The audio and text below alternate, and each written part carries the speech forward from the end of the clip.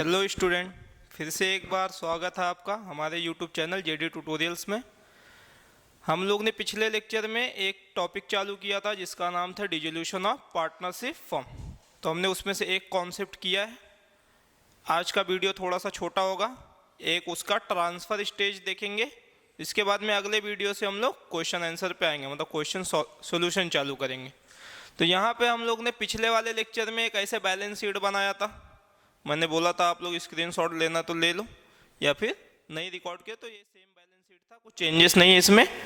ये हमारा छोटा सा बैलेंस शीट है, कोई भी वहाँ पे डेट दिया रहेगा आपको क्वेश्चन के हिसाब से।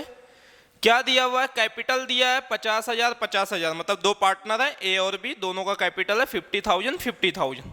क्रेडिटर है, बिल्स पेबल है, ए लोन। ए लोन मतलब क्या हो गया? पार्टनर का लोन। यहाँ पे प्लांट है आपका, डेटा है 50,000, माइनस किया आरडीडी, एक्चुअल में 45,000 ही मिलने के चांसेस है। मशीनरी है, बिल्डिंग है और कैश। तो हमने देखा कि कौन कौन सा अकाउंट बनाएंगे। तो हमने क्या देखा कि अगर नॉर्मल डिसोल्यूशन का क्वेश्चन रहेगा, या वन पार्टनर का रहेगा, या टू पार्टनर इंसॉल्वेंसी वाला क्वेश्चन है, तो उसमें हमने को मैक्सिमम कितने अकाउंट बनाने हैं? 5। जिसमें से कंपलसरी कितना बनाना है? कंपलसरी आपको रियलाइजेशन अकाउंट हर क्वेश्चन में बनाना पड़ेगा। दूसरा आपको पार्टनर कैपिटल अकाउंट हर क्वेश्चन में बनाना पड़ेगा। तीसरा कैश अकाउंट हर क्वेश्चन में बनाना पड़ेगा। और करंट अकाउंट, और उसके बाद में एक और अकाउंट था अपना करंट अकाउंट के बाद, वो हमको क्या करना है? वो हमको कभी अगर क्वेश्चन में दिया रहेगा तो बना, जैसे पार्टनर का लोन अकाउंट जिसको बोलते हैं। तो अगर क्वेश्चन में दिया रहेगा तो बनाने का, जैसे इसमें क्वेश्चन में दिया ए लोन, तो इसके लिए अलग से अकाउंट बनेगा। अगर ये ए लोन के जगह पे आपका क्या रहता? बैंक का लोन रहता, या खाली लोन दिया रहता, कुछ नहीं बोला रहता, तो उसको हम लोग थर्ड पार्टी लायबिलिटी मान के चलते थे। तो सबसे पहले देखना ट्रांसफर स्टेज। अब यहाँ बैलेंस शीट हमको खाली करना, मतलब क्वेश्चन अभी तो बंद हो रहा है, ये बिजनेस बंद हो रहा है। तो बिजनेस अगर बंद हो रहा है तो ये बैलेंस शीट में कुछ दिखना नहीं चाहिए। तो सबसे पहला जो स्टार्ट करते हैं, हमेशा हम लोग कहाँ से स्टार्ट करते हैं? एसेट साइड से स्टार्ट करते हैं। तो पहला जो अपना स्टेज होगा वो होगा ट्रांसफर स्टेज, मतलब यहाँ से बैलेंस शीट खाली करने का, और यहाँ से लेके जाके जो हम लोग नया अकाउंट अपना सब बनाएंगे उसमें लिखने का। तो जो पहला स्टेज होगा उसको बोलते हैं ट्रांसफर स्टेज। तो पहले स्टेप में हम लोग करते क्या है? पहले स्टेप में हम लोग करते हैं transfer all assets to realization account।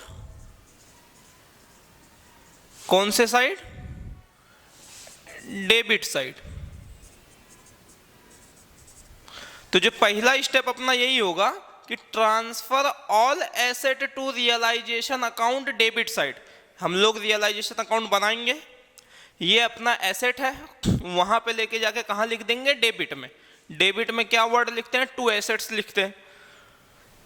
Accept, मतलब जितना एसेट दिया सब नहीं लिखना है, उसमें से कुछ कुछ एक्सेप्शन दिए हैं वो हम लोग लिख लेते हैं। उसको छोड़ के बाकी जितने बचेंगे सब क्या करेंगे? ट्रांसफर कर देंगे रियलाइजेशन अकाउंट के डेबिट में। अब एक्सेप्शन में क्या है? तो सबसे पहला नॉर्मल सी बात है, कैश रहेगा या बैंक रहेगा। अब इसको रियलाइजेशन अकाउंट के डेबिट में क्यों नहीं लिखते हैं? तो इसका रीजन ये है कि हमने अगर अकाउंट का लिस्ट देखा रहेगा आपने, जो हम लोग 5 अकाउंट बनाने वाले हैं, उसमें सबसे पहला अकाउंट किसका बनने वाला है? Realisation account. दूसरा क्या बनेगा? Partner capital. तीसरा क्या बनेगा? अगर करंट अकाउंट दिया रहेगा तो पार्टनर करंट अकाउंट। चौथा क्या बनेगा? तो चौथा आपका बनेगा लोन अकाउंट, पार्टनर का लोन। और पांचवा बनेगा कैश। मतलब कैश अकाउंट या बैंक अकाउंट तो हम लोग ऑलरेडी बनाने वाले हैं ना। तो अगर हम लोग ये दोनों अकाउंट अलग से बना रहे हैं तो इसका बैलेंस दूसरे अकाउंट में, उसका बैलेंस दूसरे अकाउंट में क्या नहीं करने वाले हैं? ट्रांसफर नहीं करने वाले। ठीक है। और क्या हो सकता है? और कभी कभी क्या रहता है कि पार्टनर का करंट अकाउंट या पार्टनर का कैपिटल दे देता है, कहाँ पे? एसेट में दे देता है। नॉर्मली अभी तक जितना तुमने क्वेश्चन देखा रहेगा उसमें लायबिलिटी में देना चाहिए, लायबिलिटी में दिया रहता है, लेकिन कभी कभी एसेट में देता है। अगर एसेट में दे तो वो एसेट तो नहीं है। एसेट मतलब अगर एसेट में दिया उसका मतलब क्या? निगेटिव बैलेंस है। तो चाहे पॉजिटिव बैलेंस रहे या निगेटिव बैलेंस रहे, हम लोग पार्टनर का कैपिटल अकाउंट भी अलग से बनाते हैं और पार्टनर का करंट अकाउंट भी अलग से बनाते हैं। तो अगर अलग से हमने बनाया हुआ है तो हम लोग क्या करेंगे, हम लोग कैपिटल अकाउंट में डालेंगे, ना कि रियलाइजेशन अकाउंट में। तो मतलब और कौन कौन सा नहीं डाल सकते, तो यहाँ पे आ गया अपना पार्टनर कैपिटल अगर दिया हुआ है वो भी नहीं डालेंगे, और पार्टनर का करंट, अगर करंट अकाउंट दिया है वो भी नहीं डालेंगे। और क्या आ सकता है, कभी कभी पार्टनर का लोन एसेट में दिया होता है। एक वर्ड तुमने फाइनल अकाउंट में सीखा था, लोन गिवन, मतलब बिजनेस से तुमने लोन क्या किया है, लोन दिया हुआ है। किसको दिया है, पार्टनर को। जैसे लोन ले सकते हैं अगर यहाँ पे लाइबिलिटी में, मतलब हमने लिया, हमारे बिजनेस से पैसा देना है, वैसे लोन दे भी सकते हैं। तो अगर लोन दे सकते हैं तो हमारे लिए क्या बनेगा, एसेट बनेगा, लेकिन उसको हम लोग क्या करेंगे, उसको हम लोग डायरेक्टली कैपिटल अकाउंट में ही ट्रांसफर कर देंगे। तो यहाँ पे आ गया आपका पार्टनर का लोन। और क्या है, और है आपका लास्ट आरडीडी। आरडीडी देखो, ये क्वेश्चन में आरडीडी हमको दिया हुआ है, डेटर है 50,000। तो डेटर 50,000 है, इसका मतलब क्या, हमने मार्केट में उधारी पे माल जो भी बेचा था, ईयर के एंड में जिस दिन हम लोग अकाउंटिंग बना रहे हैं उस दिन मुझे कस्टमर लोग से 50,000 लेने का है। अब 50,000 अगर मुझे लेना है तो 50,000 में, लेकिन मुझे ऐसा एक्सपेक्टेशन है कि 5,000 मिलने वाला ही नहीं है, मतलब वो डूबने के चांसेस ज़्यादा है उसके, या कस्टमर रिस्पॉन्स नहीं कर रहा है बहुत दिन से। तो अगर एक रीजनेबल पीरियड बोलते हैं, अगर ख़त्म हो गया, 2 महीना 3 महीना हो गया, अगर वो पैसा नहीं मिला है तो उसके मिलने के चांसेस कम होते। तो हम लोग आरडीडी, तो यहाँ पे माइनस है ना, तो एक्चुअल में मेरा एसेट मतलब मुझे पैसा आएगा कितना, मेरे हिसाब से 45,000 आएगा। तो 5,000 तो वैसे भी नहीं आने वाला। तो अगर मैं एसेट में 50,000 लिख रहा हूँ लेकिन मुझे 50,000 तो आ नहीं रहा है, मुझे आ रहा है 45। तो जितना आरडीडी है उसको हम लोग अपोजिट साइड में ट्रांसफर करते हैं, एक लाइबिलिटी जैसा। तो पहला स्टेज आपका यहाँ पे कंप्लीट हो गया। दूसरा, ट्रांसफर आरडीडी, मतलब एसेट में दिया हुआ ना आरडीडी, पहले एसेट साइड पूरा खाली करने का, एसेट साइड में कुछ भी नहीं छोड़ने का।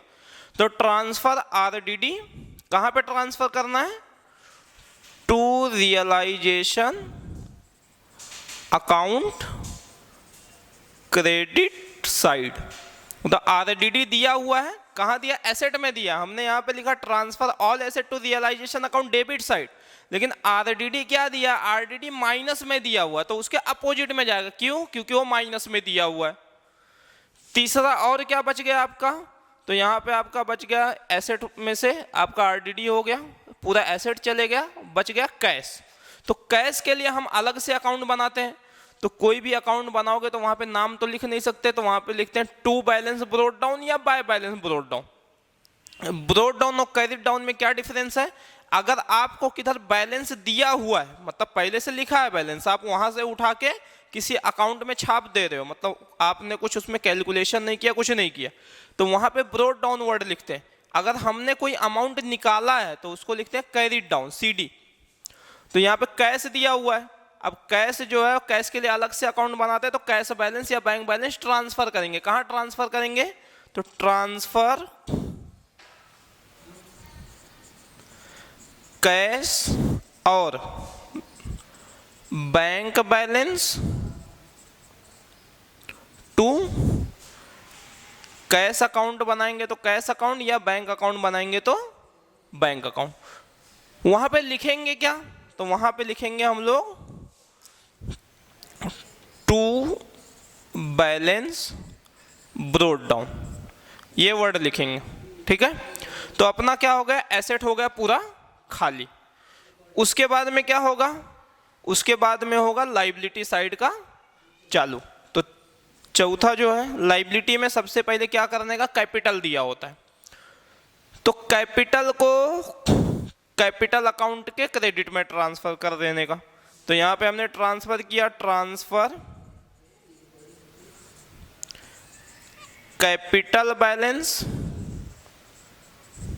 कहां पे, transfer capital balance to partner capital account. कौन से साइड? तो ये अपना चले जाएगा क्रेडिट साइड। अगर लाइबिलिटी में दिया है तो कहाँ जाएगा? क्रेडिट साइड जाएगा। क्या लिखेंगे वहां पे जाके? वहां पे लिखेंगे by balance brought down. Credit में लिखते हैं तो बाय वर्ड यूज करते हैं, डेबिट में लिखते हैं तो टू वर्ड यूज करते हैं। अब आपका यहाँ पे समझो एक सैंपल क्वेश्चन है, तो सैंपल में आपका क्या हो गया? कैपिटल हो गया, ठीक है। उसके बाद में क्या बच गया? क्रेडिटर बच गया, बिल्स पेबल बच गए। इसको बोलते हैं थर्ड पार्टी लाइबिलिटी, जो पार्टनर से कनेक्टेड नहीं है। तो ये आउटसाइडर लाइबिलिटी हो गया। तो इसको कहाँ पे भेजते हैं? तो इसको भेजते हैं ट्रांसफर ऑल आउटसाइडर लाइबिलिटी। कहां पे भेजते हैं? तो transfer all outsider liability to realisation account credit side, ठीक है। तो transfer all outsider liability to realisation account credit side. अभी नॉर्मली क्वेश्चन में देता क्या है? नॉर्मली क्वेश्चन में आपको देता है क्रेडिटर एक दे देता है, एक दे देता है बिल्स पेबल, कभी कभी दे देता है लोन या बैंक लोन, और क्या देता है? और कभी कभी पार्टनर के रिलेटिव में से किसी का एक का लोन दे देगा, तो ये आता है, बाकी ज़्यादा कुछ आता नहीं है। तो ये हो गया आपका आउटसाइडर। उसके बाद में क्या है? उसके बाद में एक और आपका बच गया, ये है आपका पार्टनर का लोन।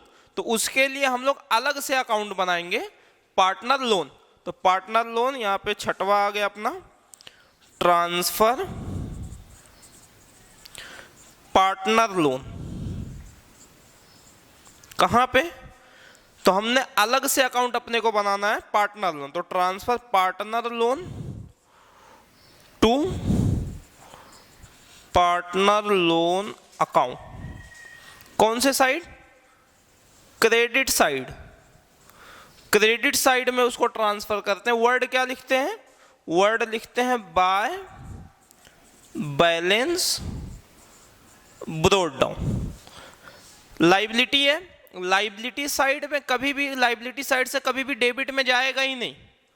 मतलब लाइबिलिटी साइड से आप कोई भी बैलेंस ट्रांसफर करते हो तो कहाँ जाएगा? हमेशा क्रेडिट में जाएगा। वैसे ही एसेट में से अगर ट्रांसफर करते हो तो हमेशा कहाँ जाएगा? डेबिट में जाएगा। जैसे हमने क्या लिखा? यहाँ पे लिखा transfer all asset to realisation account debit side. तो यहाँ पे जितने भी एसेट में दिए रहेंगे रियलाइजेशन के डेबिट में जाएंगे, लेकिन कुछ एक्सेप्शन है। एक्सेप्शन मतलब जो नहीं जा सकते। क्या? आपका कैश बैंक। कैश बैंक का नहीं जाने का क्या रीजन है? कैश बैंक का नहीं जाने का रीजन ये है कि कैश और बैंक अकाउंट हम लोग अलग से बना लेते हैं।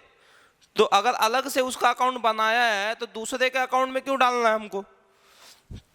उसके बाद में क्या है? Partner capital. पार्टनर कैपिटल अगर कभी कभी एसेट में दे देता है या करंट अकाउंट एसेट में देता है, तो उसके लिए हमने अलग से अकाउंट बनाया है ना, तो रियलाइजेशन में नहीं डालते। आरडीडी है। अब आरडीडी तो दिया हुआ है एसेट में, लेकिन इसके सामने साइन किसका है? माइनस का है। अगर माइनस का साइन है तो अपोजिट हो गया वो। नॉर्मली अकाउंट में क्या नहीं होता है? माइनस का साइन नहीं होता, क्योंकि ये मैथ्स नहीं है। यहाँ पे ब्रैकेट में आपको अमाउंट दिया रहता है माइनस करके। तो यहाँ पे अगर आपको माइनस दिया हुआ है तो ये अपोजिट में जाएगा, मतलब डेबिट के बदले कहाँ चले जाएगा? क्रेडिट में चले जाएगा। तो हमने इसके लिए सेकंड स्टेप में लिख दिया। क्या लिखा है? Transfer RDD to realisation account credit side. Credit side में जाने का रीजन यही है, क्यों? क्योंकि वो माइनस में दिया हुआ है। उसके बाद क्या है? ट्रांसफर कैश और बैंक बैलेंस। अगर उसके बाद में क्या बच जाएगा आपका? कैश और बैंक बैलेंस बचेगा, उसको कैश या बैंक अकाउंट जो भी बनाओगे उसके डेबिट में लिखना है to balance brought down. Asset side हो गया कंप्लीट। फिर चालू करेंगे लाइबिलिटी। लाइबिलिटी में सबसे पहला दिया होता है नॉर्मली कैपिटल। तो transfer capital balance to partner capital account. हम पार्टनर का कैपिटल अकाउंट बनाएंगे, वहां पे लिखेंगे, क्या लिखेंगे? By balance brought down. कौन से साइड में? क्रेडिट साइड में। फिर पांचवा आ जाता है ट्रांसफर ऑल आउटसाइडर, मतलब कैपिटल को छोड़ के। आउटसाइडर मतलब क्या? क्रेडिटर और क्या? बिल्स पेबल, बैंक लोन, ये सब दिया रहेगा। तो उसको कहाँ भेजना? रियलाइजेशन अकाउंट के क्रेडिट में। तो transfer all outsider liability to realisation account credit side. वहां पे क्या लिखेंगे? By creditor, by bills payable. Credit side में वर्ड क्या लगाएंगे? बाय। और लास्ट में बच जाता अपना ट्रांसफर पार्टनर लोन, अगर क्वेश्चन में पार्टनर का लोन दे दिया तो पार्टनर का लोन क्या करेंगे हम लोग अलग से बना देंगे और वहाँ पे सेपरेट बना के वहाँ पे लिखेंगे बाय बैलेंस ब्रोट डाउन। तो ये है ट्रांसफर स्टेज, ट्रांसफर स्टेज आ जाएगा, बाकी का क्वेश्चन के साथ साथ में ही हम लोग क्या करेंगे सीख लेंगे। ठीक है, तो जिसको रिकॉर्ड करना रहेगा ये अपना ले लो स्क्रीनशॉट वगैरह, और हम लोग नेक्स्ट क्लास से क्या चालू करेंगे, नेक्स्ट क्लास से डायरेक्ट क्वेश्चन चालू करेंगे। Okay, thank you.